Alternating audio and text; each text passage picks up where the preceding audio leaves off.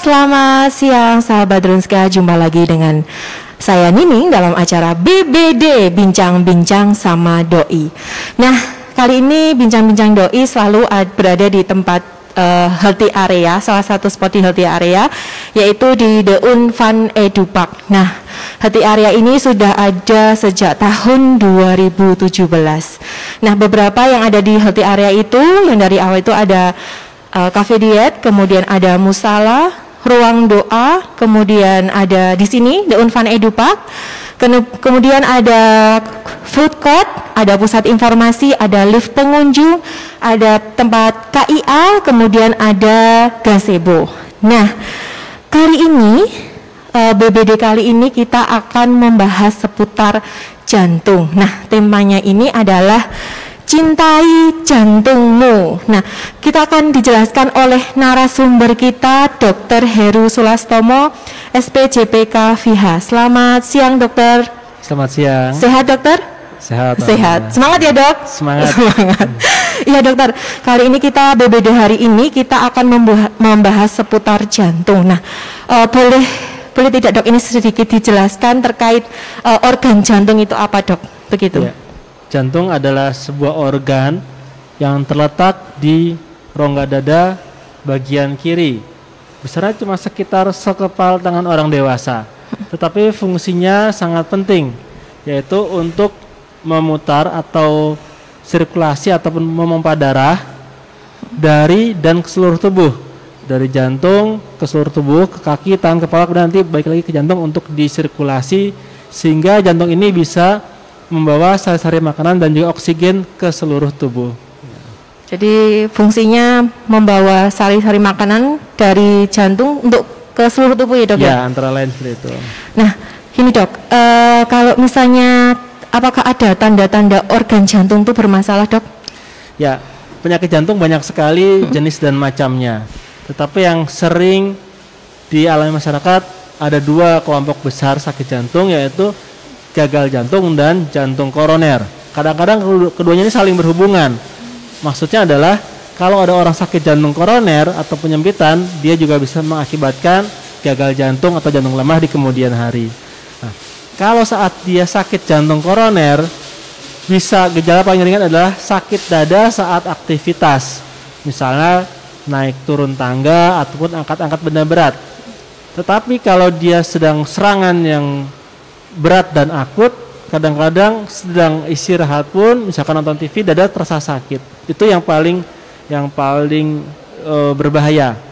Kemudian kalau dia misalkan mengalami lemah jantung dengan berbagai sebab, bisa jantung koroner, hipertensi, ataupun mungkin ada kelainan lain, misalkan bawaan, maka keluhan yang sering muncul adalah pasien merasa cepat capek atau menggeh-menggeh dan juga kaki bengkak.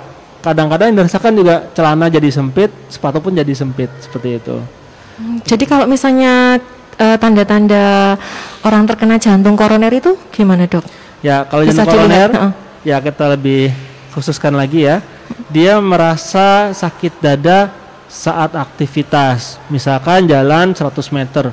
Dulu enggak pernah sakit dada kalau aktivitas, tapi kok sekarang jadi sakit. Nah, ini yang perlu digali, apakah karena jantung koroner atau bukan, sehingga nanti pasien bisa lebih waspada. Nah, untuk sakitnya itu rasanya di dada seperti ditindih benda berat, kadang-kadang menjalar sampai ke punggung, ke leher ataupun ke lengan kiri. Kalau misalnya ini kan kalau yang misalnya merasa ini ya, dok, dari diri maksudnya sakit, nyeri, tapi kalau misalnya secara medis gitu, kalau mau periksa itu apakah EKG dulu atau misalnya yang kan ada CT angiografi itu juga ya, dok ya. Nah, itu tahapannya untuk pemeriksaan itu dari mana, dok? Untuk pemeriksaan dari jantung gitu, dok? Ya, untuk jantung koroner pemeriksaannya kita bisa kerjakan secara bertahap. Yang paling ringan adalah kita rekam jantung atau di EKG, elektrokardiografi. Dari situ kita bisa lihat gimana dengan kondisi jantungnya. Misalkan dengan EKG tadi belum jelas atau meragukan, kita bisa naik ke tahap selanjutnya dengan cara di treadmill test. Treadmill test yaitu cara mendeteksi jantung dengan cara olahraga seperti treadmill, seperti di fitness center, tapi ditambah dengan rekam jantung yang disambungkan dengan monitor secara terus-menerus. Atau juga bisa dengan alat ekokardiografi, itu alat seperti USG untuk jantung. Karena beberapa orang yang sudah sepuh atau mungkin kakinya sakit tidak bisa melakukan treadmill, maka kita ganti dengan alat echo. Kalau dengan echo masih belum jelas, kita bisa lakukan dengan CT scan angiografi koroner, yaitu kita periksa masukkan zat kontras dari infus, nanti bisa kita lihat bagaimana aliran kontras tadi di dalam pembuluh darah koroner. Nanti ditangkap oleh kamera dari seperti ronsen gitu ya, itu ya, Dok, tapi ya? dia dengan CT scan. Kalau masih belum jelas lagi atau memang meragukan, bisa dengan kateter atau angiografi koroner secara invasif. Nah, di rumah sakit kita ini, di rumah sakit Dr. Un Kandang Sapi sudah ada alat semuanya, mulai dari EKG, treadmill test, kemudian echo, CT scan dan juga kateter, sudah lengkap semua. Sudah lengkap semua ya, Dok ya. Jadi kalau mau periksa bisa ke Dr. Un Kandang Sapi Solo ya, Dok ya. Betul. Jadi ada juga paket CT angiografi, Dok. Nanti kalau misalnya ada yang mau menanyakan bisa menghubungi di nomor layanan pelanggan kami. Nah, ini Dok, ada pertanyaan masuk terkait kalau kita sudah ada gejala kolesterol, perlu cek atau MCU jantung tidak, Dok? Ya, memang salah satu faktor risiko jantung koroner adalah kolesterol yang tinggi, terutama LDL. LDL ini kita katakan kolesterol jahat gitu ya. Nah, sebelum kita melangkah selanjutnya pemeriksaan apa yang diperlukan, kita bisa pakai istilahnya kalkulator faktor risiko jantung. Nanti dilihat bagaimana dengan kadar LDL-nya, usianya, merokok atau tidak, kemudian tekanan darah, laki atau perempuan. Nanti dilihat, oh ini pasien tergolong yang risikonya rendah, sedang atau tinggi. Nah, kalau yang misalkan risikonya rendah, biasanya cukup dengan perubahan gaya hidup. Tapi kalau dia risikonya tinggi, nah itu yang perlu ditindaklanjuti, mungkin dengan cara di treadmill ataupun mungkin dengan CT scan. Ya. Dan juga pola makannya ya, Dok, juga diatur ya, Dok. Ya. Gitu. Kalau misalnya ini, Dok, itu kan tadi kan ada diklasifikasikan dulu, maksudnya itu dalam kategori yang perlu ditindaklanjuti atau tidak gitu ya, Dok ya, yang untuk kolesterolnya itu. Nah, berarti kalau yang misalnya untuk yang tinggi, untuk tindak lanjutnya berarti perlu CT angio dulu atau gimana gitu, Dok? Ya, kalau bertahap dari EKG dulu enggak apa-apa. Dari EKG dulu ya, Dok, yang paling mudah, murah meriah dan juga cukup aman tanpa risiko apapun.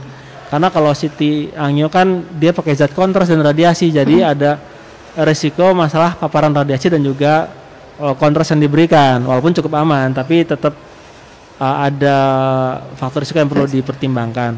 Kalau treadmill, EKG itu sangat-sangat aman dan juga cukup baik hasilnya. Nah, jadi kalau misalnya ada kolesterol tinggi itu lebih baik dikonsultasikan dulu lebih lanjut. Jadi dilihat dulu klasifikasinya dari itu kolesterolnya yang dari kolesterol yang misalnya perlu penanganan khusus atau tidak gitu ya, Dok ya. Nah, ini juga ada pertanyaan lagi, Dok. Jika sudah berobat jantung, apakah akan terus minum obat terus ya, Dok? Gitu. Nah, ini tergantung penyakit jantungnya yang mana ya. Seperti jantung koroner misalkan yang sering dialami penderita di masyarakat. Ada beberapa obat yang wajib diminum seumur hidup kalau dia memang ada jantung koroner yang terbukti dengan pemeriksaan penunjang lainnya. Nah, seperti pengencer darah atau aspirin itu kalau sudah pasang ring ataupun sudah operasi bypass harus diminum seumur hidup. Tetapi kalau misalkan obat seperti isosorbit dinitrat atau ISDN itu untuk gunanya mengurangi sakit dada pada penyakit jantung koroner. Itu tidak harus seumur hidup, tapi diminumnya kalau terasa ada keluhan sakit dada atau mungkin dadanya tidak nyaman. Sehingga kita harus memilah mana obat yang diteruskan seterusnya, mana obat yang diminum kalau perlu saja, atau mana obat yang bisa dikurangi dosisnya. Nah, itu yang perlu dikontrolkan ke dokter saat rutin check up atau rutin kontrol tiap bulan misalkan ya.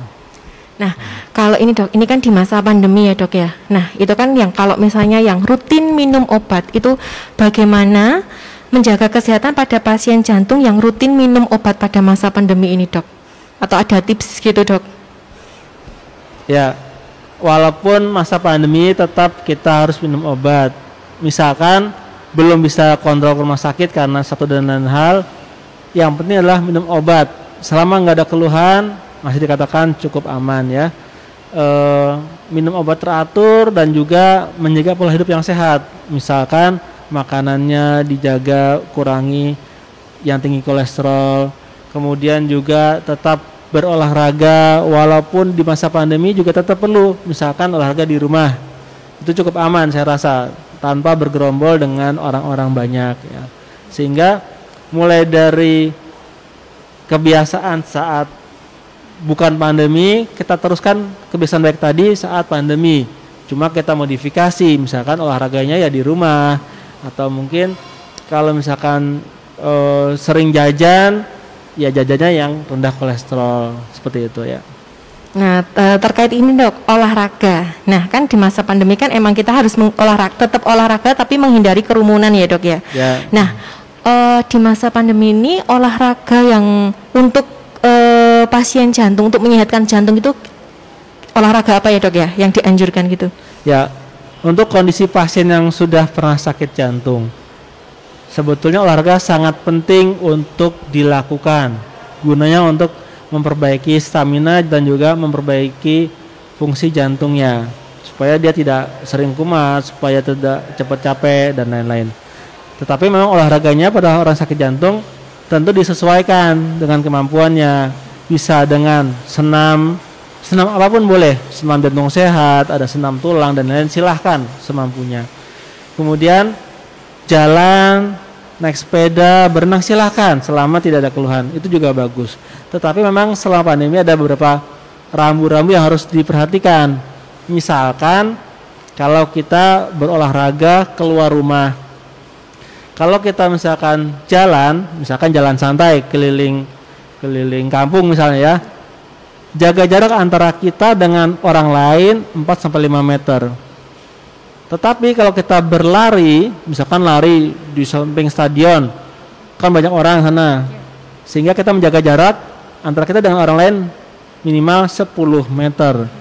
Tetapi kalau kita naik sepeda, misalkan naik sepeda dari Solo ke Tawangmangu misalkan, beramai-ramai dengan teman-temannya, hati-hati, jaga jarak aman minimal 20 meter antara satu orang dengan yang lain. Sehingga dengan begitu walaupun kita berolahraga tetap menjaga physical distancing sehingga mengurangi kemungkinan tertular virus dan yang lainnya.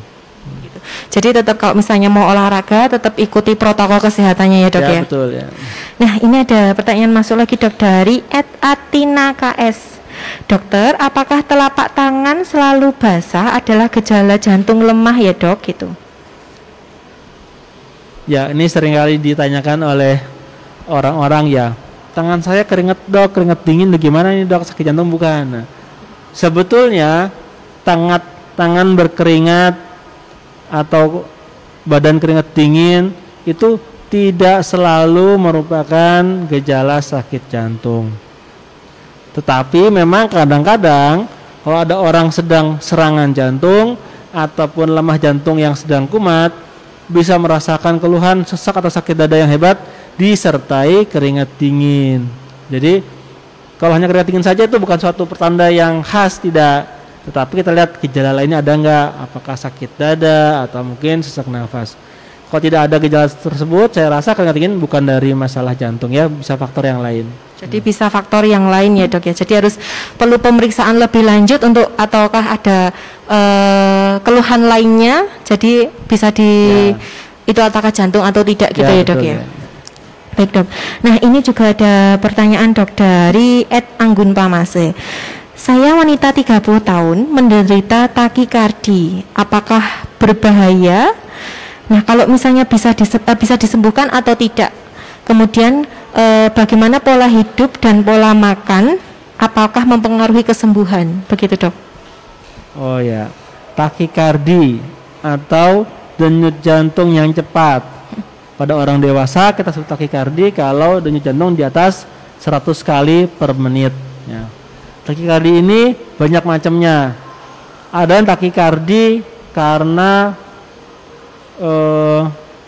deg-degan, cemas gitu ya misalkan dia lagi mau ada acara ketemu orang penting, deg-degan, itu takikardi. Tapi itu wajar karena dia respon fisiologis. Tapi takikardi yang merupakan suatu penyakit atau takiaritmia adalah gangguan jantung yang karena beberapa penyebab jantung menjadi cepat. Nah, ini pun banyak macamnya takikardi. Ada yang takikardinya itu hanya muncul kadang-kadang saja, ada yang terus-menerus, ada yang sampai pingsan, ada yang mungkin setelah sesak nafas. Nah, takikardinya tersebut juga perlu kita gali lagi penyebabnya yang mana. Kalau takikardi karena misalkan katakanlah jantung koroner, nah kita obati jantung koronernya, nanti takikardinya akan perbaikan dengan sendirinya. Tapi ada lagi pasien yang takikardi ini karena penyebab masalah listrik jantungnya yang memang memberikan impuls atau cetusan listrik yang lebih banyak dibanding orang normal. Atau mungkin juga listriknya itu ada yang konslet ya. Atau ada kabel-kabel jantung yang kita katakan kabel tambahan yang tidak ada seharusnya. Nah, kalau seperti itu yang takikardinya karena masalah listriknya itu memang ada masalah, dicari sumber listrik yang bermasalah. Kemudian nanti oleh dokter jantung akan dicari sumber listriknya itu dan diputus jalur-jalur yang konslet kalau memang ada. Nah, sehingga untuk ibu yang ada takikardi ini perlu ditanyakan lagi ke dokter dengan lebih jelas, ini penyebabnya yang mana? Apakah karena gangguan listriknya atau mungkin ada penyakit lain yang mendasari seperti jantung koroner kah, atau mungkin ada karena lemah jantung juga bisa menimbulkan takikardi ya. Jadi dilihat dulu ya dok, takikardinya disebabkan oleh apa gitu ya dok ya. Jadi kalau tadi saya misalnya mau mulai BBD ini saya deg-degan, berarti namanya takikardi juga dok. Itu normal. Normal ya dok ya. Nah ini dok, ada pertanyaan lagi dari Ed Yosepinta. Apabila pernah ada serangan jantung tapi sekarang sudah mengubah pola makan dan turun berat badan, apakah dapat terjadi serangan jantung kembali dok? Begitu ya. Orang yang sudah pernah sakit jantung atau serangan jantung sebelumnya bisa mengalami serangan jantung lagi. Orang yang belum pernah sakit jantung pun bisa kena serangan jantung juga kalau tidak menjaga pola hidup yang sehat. Nah, oleh karena itu butuh berobat teratur sambil dievaluasi secara berkala gimana kondisi jantungnya. Misalkan kalau yang sudah pernah serangan jantung sebaiknya di treadmill. Kalau di treadmill bagus hasilnya, artinya kondisi jantung sudah perbaikan. Mungkin yang penyempitan waktu saat serangan sudah mendekati normal misalkan, karena sudah dikasih pengencer darah misalkan ya. Nah, itu gunanya treadmill untuk mengevaluasi. Tapi kalau di treadmill kok masih belum bagus, sakit dada atau mungkin bahkan nggak kuat untuk treadmill yang sebagaimana yang distandarkan, maka sebaiknya tindakan lanjut seperti di kateter atau angiografi untuk nanti dipasang ring kalau memang diperlukan. Begitu juga kalau yang jantung lemah.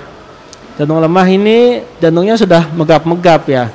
Harus diberi obat supaya dia bisa stabil. Jantungnya tidak tambah bengkak ya.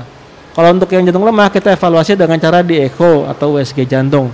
Nanti dilihat gimana perkembangan jantung lemah tadi, apakah sudah ada perbaikan dari fungsinya dan juga anatomi jantungnya.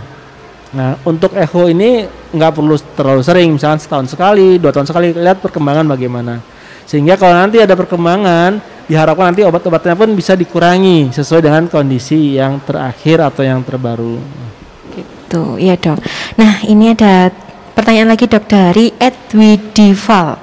Dok, kemarin saudara saya melakukan EKG. Dokter bilang bahwa ring jantungnya panjang. Artinya apa ya dok? Terima kasih. Ring jantung panjang? Iya dok. Ini. Ya, memang ring jantung ataupun stent di pembuluh darah koroner itu kan ukuran bermacam-macam ya. Ada yang panjang, ada yang pendek, ada yang besar, ada yang kecil. Tetapi sebetulnya panjang pendeknya itu pun tidak penting untuk dibahas lebih lanjut. Yang penting adalah fungsinya bagaimana saat ini. Apakah setelah dipasang ring jantungnya masih bagus atau masih kekurangan oksigen. Kalau kekurangan oksigen artinya mungkin ada penyempitan lagi, entah di ring yang lama ataupun di tempat yang baru. Sehingga kalau dari treadmill ataupun EKG ada kecurigaan, kok kayaknya ada masalah lagi jantungnya ini, kurang oksigen, perlu di kateter lagi atau di CT scan. Tapi kalau dari treadmill ataupun EKG kok ini cukup stabil, nggak ada keluhan, masih bagus, ya tidak perlu di kateter, tidak perlu di CT scan, cukup olahraga dan juga berobat secara teratur. Kalau ini juga perlu dilihat dulu ya dok ya, maksudnya hasil EKG-nya seperti apa ya dok, betul, agar ya. bisa. Kalau untuk EKG itu kan kalau ada itunya ya dok, PQRST kalau nggak salah dok betul, ya, kayak gitu ya dok. Baik dok, nah ini ada pertanyaan lagi dok, apakah penyakit takikardi tadi itu bisa menurun dok? Takikardi biasanya tidak menurun, tetapi memang ada beberapa sindrom yang itu ada bakat atau genetik yang diturunkan dari orang tua ke anak, walaupun jarang kasusnya tapi ada. Contohnya misalkan long QT syndrome itu nanti bisa diturunkan ke anak misalkan ya, gen tersebut. Tapi memang tidak selalu anaknya kena, bapaknya itu kena, atau semua anaknya mengalami hal yang sama, tidak ya. Tergantung juga dengan pola hidupnya bagaimana ya. Kalau ini dok, jantung itu apakah bisa salah satunya itu faktornya keturunan, atau kalau misalnya misalnya bapaknya punya jantung gitu, penyakit jantung ya dok. Nah kalau misalnya anaknya sudah tahu dia perbaiki pola hidupnya, maksudnya makannya, kesehatannya, olahraga gitu, apakah faktor keturunan itu bisa kalau misalnya ada faktor keturunan gitu dok? Ya, ada beberapa faktor atau penyakit yang diturunkan dari orang tua ke anak. Salah satunya adalah jantung koroner. Bakat ini diturunkan dari orang tua ke anak. Walaupun misalkan bapaknya sakit jantung koroner, anaknya ada 5, mungkin yang kena sakit jantung tidak semuanya, mungkin hanya 2 atau mungkin 1, tergantung dari pola hidup masing-masing. Walaupun dia ada faktor keturunan, kalau dia pola hidupnya sehat, menjaga gaya hidup yang baik, juga tidak mengalami serangan jantung, ya bisa tetap aman. Atau kadang juga yang diturunkan adalah bakat darah tinggi atau bakat kencing manis atau diabetes mellitus. Nah, padahal darah tinggi atau hipertensi dan DM ini adalah faktor-faktor risiko jantung koroner yang sering terjadi pada masyarakat. Sehingga apakah yang diturunkan langsung masalah gen sakit jantungnya atau DM-nya atau hipertensinya dulu, nah itu yang perlu diperbaiki pada anak-anak yang memiliki orang tua ada sakit jantung. Sehingga dengan begitu bisa mencegah jangan sampai kejadian pada orang tuanya terjadi pada anaknya yang mungkin tidak berolahraga atau mungkin tidak menjaga hidup dengan baik ya. Kalau faktor ini dok, jenis kelamin itu apa memengaruhi ini dok? Apa keturunan itu dok? Bisa enggak maksudnya perempuan laki-laki yang lebih dominan gitu? Ini agak diskriminasi ya, diskriminasi. Ya memang betul fakta bahwa perempuan yang masih muda lebih aman dari sakit jantung. Betul, itu harus saya akui. Saya pun laki-laki juga merasa diskriminasi, tapi ya apa boleh buat, memang begitu. Karena perempuan ada hormon estrogen dan progesteron, sehingga dia pada masih muda, belum menopause ya maksud saya, dia lebih aman, lebih jarang kena sakit jantung, walaupun bisa, tapi lebih jarang. Tapi kalau sudah menopause, maka faktor risiko tersebut antara laki dan perempuan sama saja, karena hormonnya sudah mulai menurun juga ya. Gitu. Nah ini dok, ada pertanyaan lagi dok dari Ed Suri Angger. Apakah ketika pernah hamil dan anaknya didiagnosa penyakit jantung bawaan, apakah hal tersebut bisa diturunkan? Bagaimana mencegahnya? Gitu dok. Ya, penyakit jantung bawaan adalah salah satu penyakit jantung yang susah diprediksi gitu ya. Walaupun banyak penyebabnya juga. Jantung bawaan ini banyak macamnya. Bisa penyebabnya itu saat ibu hamil memang kena infeksi tertentu, misalnya infeksi TORCH itu ya, ada tokso, rubella, CMV dan lain-lain. Nah, bisa nanti mengakibatkan anaknya yang dalam kandungan atau janin mengalami gangguan pertumbuhan jantung, sehingga nanti waktu lahir ada penyakit jantung bawaan. Atau pernah sakit cacar saat hamil, nah itu yang perlu diwaspadai. Tetapi kalau yang orang tuanya sakit jantung bawaan, apakah anaknya juga? Ya kalau itu lebih jarang, kurang banyak kejadian seperti itu ya, tidak diturunkan. Tapi yang sering adalah saat perkembangan janin dalam rahim ibu itu apakah ada penyakit yang diderita oleh si ibu atau mungkin minum obat tertentu yang menimbulkan gangguan ke janin. Dan satu lagi yang penting adalah kadang-kadang usia ibu sangat berperan terhadap janin yang dalam perut. Misalkan udah hamil usia 40 tahun lebih, maka kemungkinan sakit jantung bawaan pada janinnya lebih besar dibandingkan orang yang hamil saat masih muda ya. Jadi ini ya dok, tidak tergantung bahwa pernah melahirkan terus kemudian anaknya jantung bawaan, tapi tergantung dari misalnya pola hidupnya waktu saat hamil gitu ya dok ya. Baik, terima kasih dok. Nah, ada pertanyaan lagi dok, masuk dok dari Atina KS tadi lagi. Dokter, untuk pertolongan pertama untuk orang yang terkena serangan jantung bagaimana dokter? Ya, kalau sudah pernah ada serangan jantung, biasanya itu pasien sudah lebih waspada. Dia bisa akan siap-siap obat emergensi di dalam kantongnya atau dompetnya ya, yaitu obatnya namanya isosorbit dinitrat atau ISDN. Nah, ISDN inilah yang menghilangkan, yang bisa mengurangi sakit dada saat serangan jantung. Jadi selalu siap di saku itu ada obat ISDN. Nah, tetapi kalau misalkan dengan ISDN tidak berkurang atau masih ada keluhan, sebaiknya segera ke rumah sakit.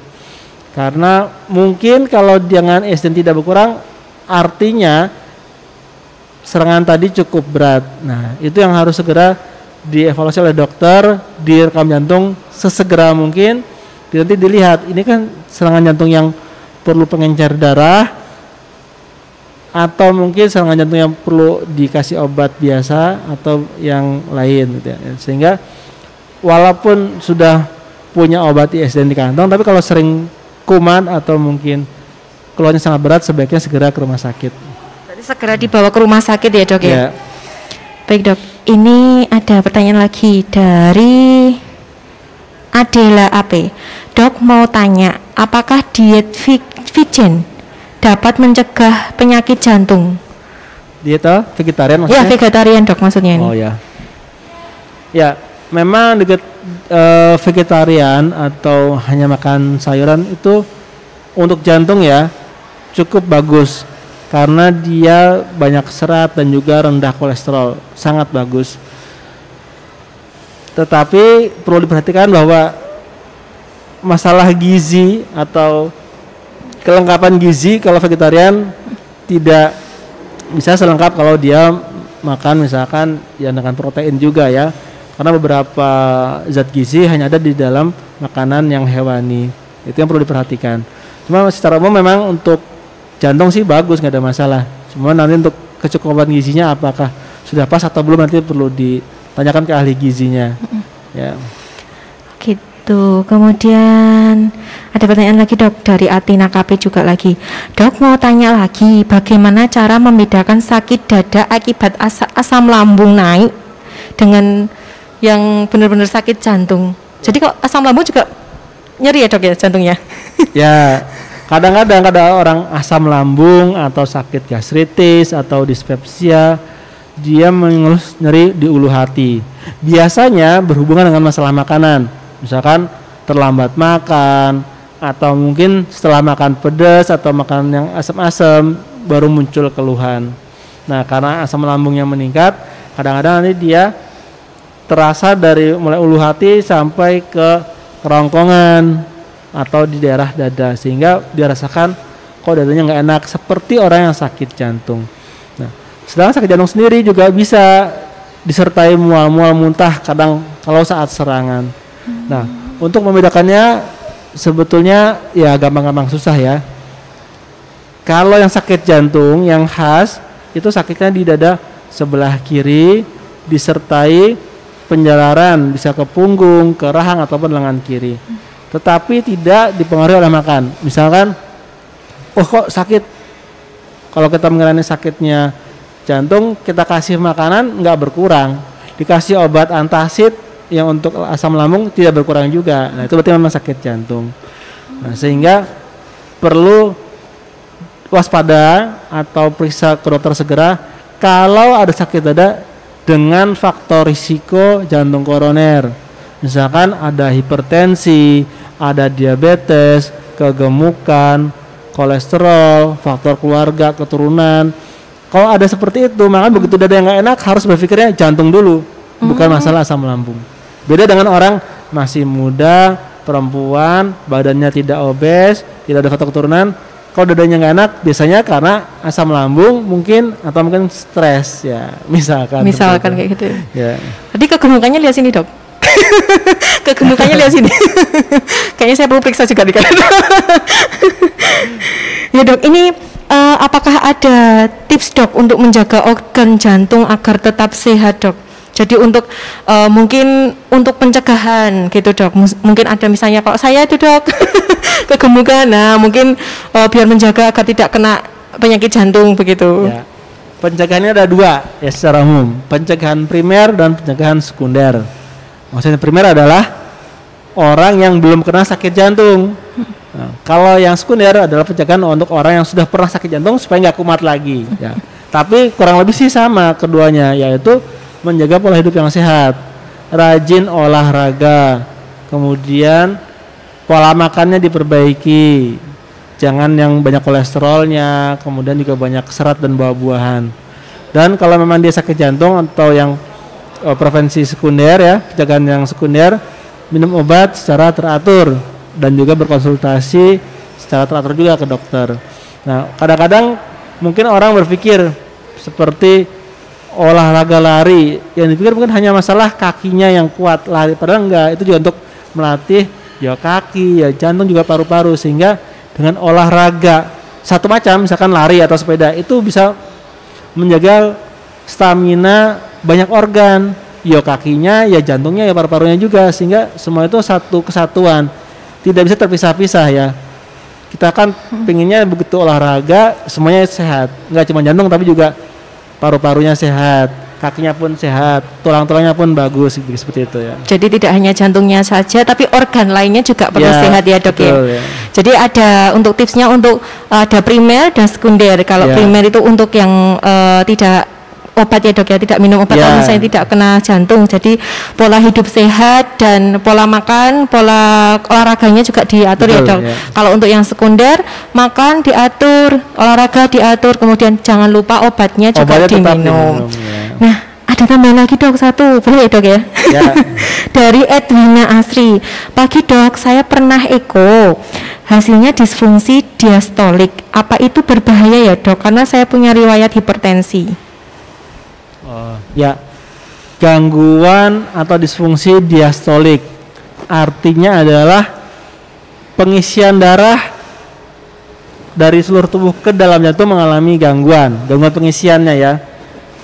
Kalau yang disfungsinya sistolik itu gangguan pemompa. Nah, gangguan diastolik ini memang tidak seberat yang gangguan fungsi sistolik.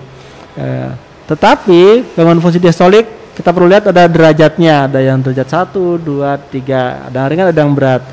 Beberapa orang yang mengalami hipertensi, apalagi sampai mengalami penebalan otot jantung, seringkali disertai dengan pengisian jantung terganggu atau disfungsi diastolik, karena jantungnya jadi lebih menebal ya. Sehingga beberapa orang pun mengalami keluhan jadi cepat capek atau kadang-kadang menggeh-menggeh saat aktivitas. Sebetulnya ini tidak terlalu berbahaya seperti serangan jantung, tetapi walaupun begitu bisa mengganggu aktivitas, menjadi untuk kerja pun mungkin cepat capek, untuk aktivitas berat pun tidak kuat, kadang-kadang seperti itu. Oleh karena itu, kalau sudah ada gangguan disfungsi diastolik, apalagi hipertensi, maka perlu diperbaiki kondisinya dengan cara obat hipertensinya diminum, juga tetap berolahraga sesuai dengan anjuran dokter, supaya nanti dengan perbaikan hipertensi, dengan begitu nanti penebalan jantung pun bisa berkurang, sehingga diharapkan fungsi diastoliknya pun bisa ya perbaikan dibandingkan sebelumnya. Jadi tetap ya dok, pola hidup yang sehat ya dok. Ya. Iya dok. Nah, ini kan membahas tentang pola hidup yang sehat ya dok ya. Nah, di tempat kita kan ada namanya cafe diet dok. Nah, cafe diet itu melayani ini dok, catering diet. Jadi nanti menyesuaikan kalau misalnya mau diet garam, rendah garam atau rendah gula gitu, nanti bisa dikonsultasikan. Nah, di depan dokter ini ada jus dok. Wah, ini enak dari jus. ini. Iya. Ini jus ala cafe diet dok. Dokter suka jus apa dok? Semua jus suka. Semua jus suka ya dok. Mungkin boleh diminum dok. Ini jus alpukat ya? Kurang tahu itu dok. Belum mencicipi. Saya pernah makannya alpukat. Ini saya minum sendiri ini. Ya, nggak apa-apa dok, silakan. Khusus untuk dokter ini. Kalau saya sudah beli sendiri dok. Dan itu juga ada snack cafe diet. Biasanya rendah garam atau rendah gula. Bisa ditayangkan untuk iklan cafe dietnya.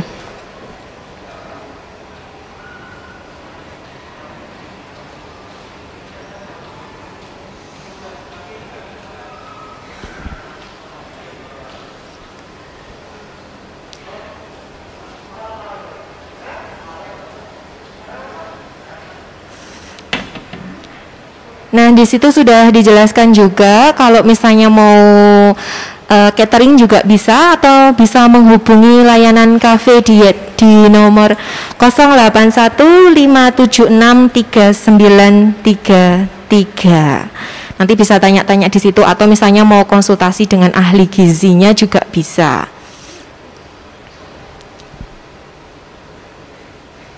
Gimana dok, seger dok? Ya, Kayaknya untuk saya ini manisnya pas buat saya. Manisnya pas ya dok? Saya nggak terlalu suka manis. Ini manisnya pas buat saya. Segitu udah cukup. Ya. Kayaknya ini mungkin jus tutti frutti dok, ala cafe Mungkin diet. ya, berarti oplosan ya. Iya, oplosan. Kombinasi. Jadi mungkin kalau ini saya lihat ini ada timun, ada belimbing, buah belimbing itu, terus kemudian jeruk, ada satu lagi apel kalau nggak salah. Kok saya rasa kayak alpukat ya? Wajah apa? Lidahnya salah atau gimana? Tapi rasanya alpukat dok. Iya. Berarti ini alpukat. Atau mungkin rasanya yang lain tertutup oleh alpukat. Ya. Tapi mungkin ini alpukat. Kan ada juga yang tutti frutti, itu ada jus macam-macam dok. Kalau misalnya mau tanya-tanya juga bisa ke cafe diet. Sudah tahu dok cafe dietnya mana dok? Ya, di depan. Di depan. Oke dok. Nah, kalau misalnya tadi terkait mau melakukan pemeriksaan ya dok ya, pemeriksaan jantung di tempat kami itu kan ada layanan medical check up dok, ada koronari, kemudian ada CT angiografi, itu nanti juga bisa dengan dokter Heru ya dok ya. Kalau untuk pelayanannya setiap hari apa dok? Sore hari, Selasa, Rabu, Kamis. Ya. Sore hari saja ya dok ya, Selasa, Rabu, Kamis. Di masa pandemi nggak ada perubahan ya dok jadwalnya dok? Tetap sama. Tetap sama. Nah, dok, kita akan informasikan giveaway, pemenang giveaway-nya dok. Ini saya bacakan, tadi kan sudah ada beberapa pertanyaan dok yang menanyakan terkait jantung. Nah, ini sudah ada pemenangnya giveaway. Selamat buat Adela AP yang mendapatkan voucher pemeriksaan dan konsultasi klinik jantung dok dengan Dr. Heru Sulastomo nanti dok. Jadi masa berlakunya ini tanggal 26 September, jadi sampai 26 Oktober bisa digunakan ya dok. Iya, nanti bertemu dengan Dr. Heru sesuai jadwalnya beliau. Atau nanti kalau misalnya, nanti akan dihubungi kalau misalnya mau digunakan, begitu dok. Nah dok, apakah ada ini dok pesan untuk para sahabat Drunska di masa pandemi ini untuk menjaga kesehatan jantung, atau yang selama ini masih minum obat dan harus menjaga kesehatannya dok? Ada pesan untuk para sahabat Drunska? Untuk para sahabat Drunska, mari di masa pandemi ini tetap kita menjaga pola hidup yang sehat sesuai dengan anjuran, berolahraga secara teratur, tetap jaga physical distancing, kemudian jaga pola makan, serta untuk yang memang menderita sakit sebelumnya tetap minum obat secara teratur. Kalau belum bisa berkunjung ke rumah sakit belum bisa kontrol, bisa memakai telemedicine. Di sini ada namanya apa ya? Ada dok, betul. Telemedicine ya dok ya. Ya, namanya telemedicine. Sehingga dengan begitu tetap bisa terpantau kesehatannya dari rumah sakit. Ya betul dok, tetap harus kontrol juga ya dok ya, karena untuk biar tahu mengetahui kondisi jantung juga dokternya juga tahu perkembangan kesehatan jantungnya yang pasiennya itu ya dok ya. Nah dokter, saya mau memberikan dokter kaos seperti yang saya pakai ini dok. Oh iya, terima kasih. Karena kan kita juga menerapkan protokol kesehatan juga ya dok ya, dan kita melakukan beberapa upaya untuk menjaga agar Dronska tetap aman dok. Nah ini ada kaos, boleh saya buka ya dok ya? Ya. Cukup atau tidak maksudnya dok? All size kayaknya ini. All size XL ini dok. Boleh di. Cukup ya dok. Nah, kaos Dronska tetap amanah. Kita juga mengikuti protokol kesehatan dengan di rumah sakit kita harus wajib menggunakan masker.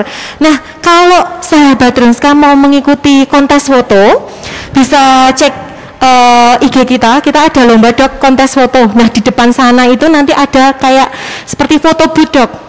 Jadi nanti bisa foto di situ, gaya di situ. Nah, untuk pengumpulannya tanggal 25 September sampai dengan 8 Oktober. Nah, kalau untuk sahabat Dronska mau lihat syarat dan ketentuannya, bisa lihat di IG kita @dronska, yang kemudian Facebook kita Rumah Sakit Dr. Un Surakarta, kemudian di website kita di www.dronska.com. Gitu dok.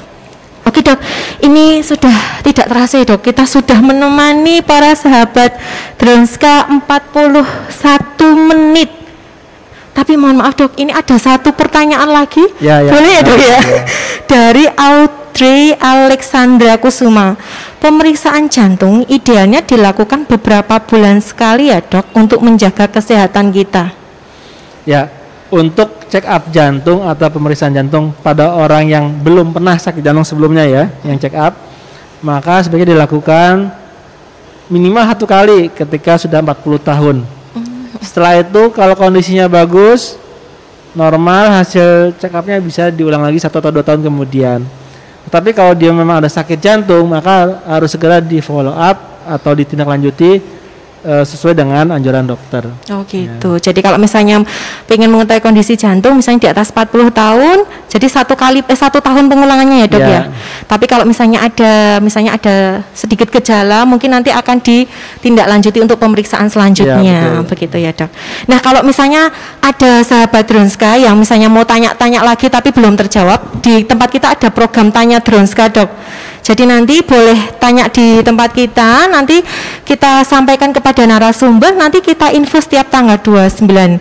Setiap tanggal 29 nanti kita informasikan. Sudah pernah jadi narasumbernya ya dok? Tanya Dronska? Kayaknya belum ya. Oke, belum dok. Ya nanti semoga banyak yang tanya ya dok ya. Jadi nanti ke dokter ya dok. Baik, sudah tidak terasa kita sudah menemani sahabat Dronska hampir 1 jam dokter. Terima kasih ya dok atas waktu yang diberikan untuk kita dan sahabat Dronska. Sama-sama. Ya, nah kita juga menginformasikan kalau misalnya sahabat Dronska mau keluar rumah atau mau olahraga mau apa, tetap ikuti protokol kesehatan, jaga jarak, jangan lupa menggunakan masker, cuci tangan, dan tetap pola hidup bersih dan sehat.